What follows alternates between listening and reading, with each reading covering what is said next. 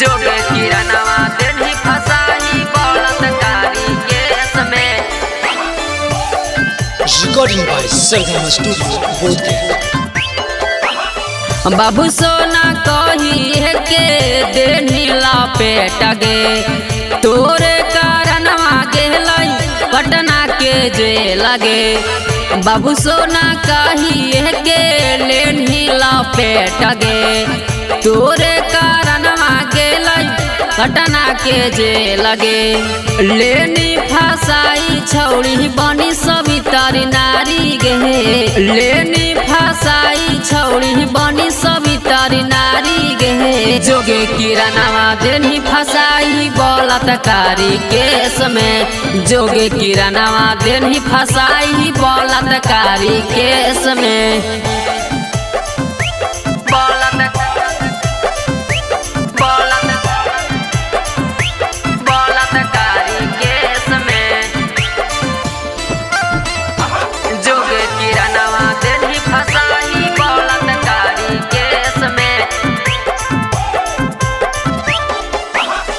उठते समय यह छौड़ी देनी गिराई गे, धारा 76 के तू देलही लगाई गे।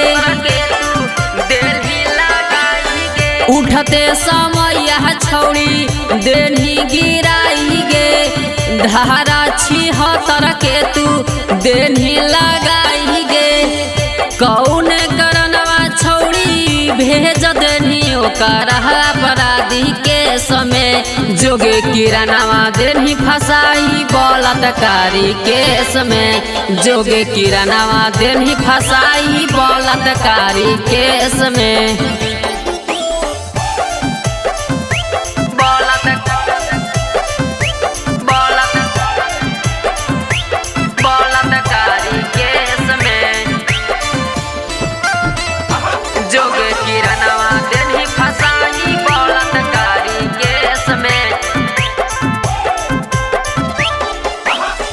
दिलवा लगा के दिल से गेनी तू खेल गे, ऊपर पहुंचाई देतौ मिलतौ जब बेल गे, मिलतौ जब बेल गे। दिलवा लगा के दिल से गेनी तू खेल गे, ऊपर पहुंचाई देतौ मिलतौ जब बेल गे।